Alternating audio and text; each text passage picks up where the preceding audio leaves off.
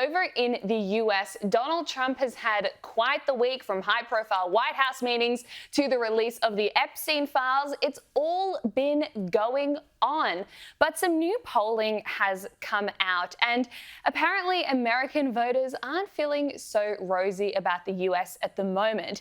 In fact, when you look at their perception of the economic conditions in the US, it is pretty bad. For the national economic situation, 76% of people rate it as not so good or poor, and just 25% say it's excellent or good. When talking about their personal financial situation, 60% say not so good, poor. Only 40% say it is excellent or good.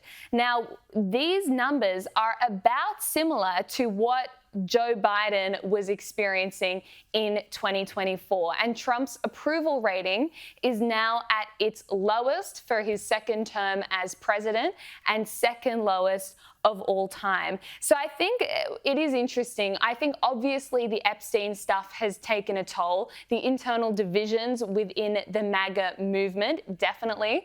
But you can't help but think, could this be due to the tariffs? To have that many people saying that their economic conditions have deteriorated and they're blaming Trump. I don't know. Personally, I am committed to free markets. I think generally that's good. Someone has to pay when tariffs are implemented.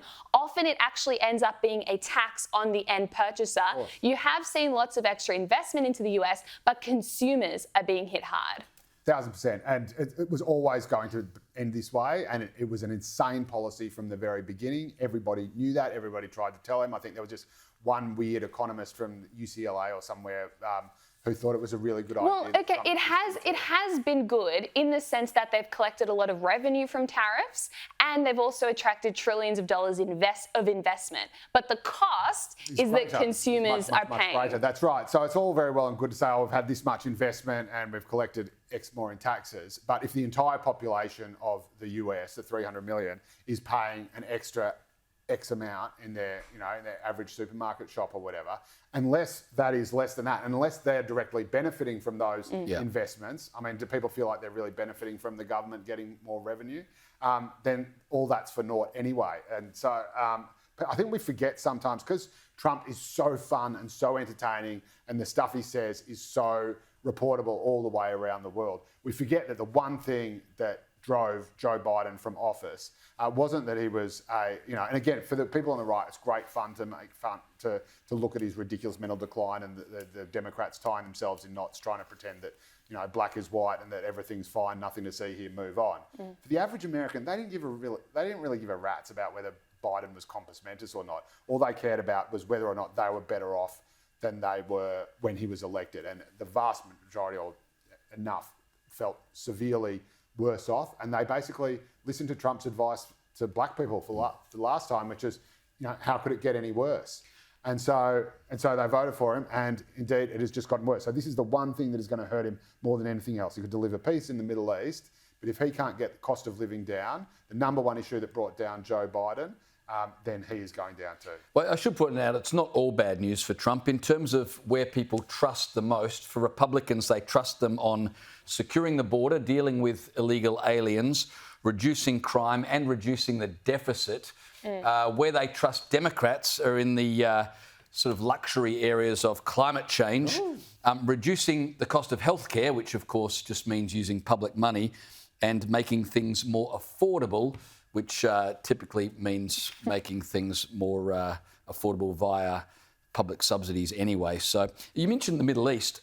Trump's foreign policy is not really getting him that much popularity in the US. Only 37% of Americans believe that Trump has made the world safer.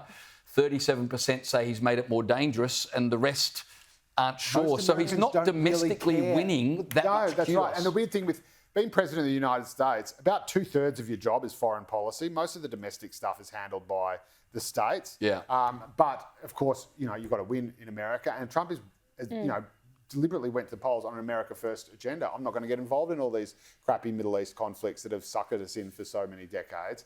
And so, again, this is why I'm literally saying he's done a great job in the Middle East and has done what probably no other human being, let alone US president, could have done.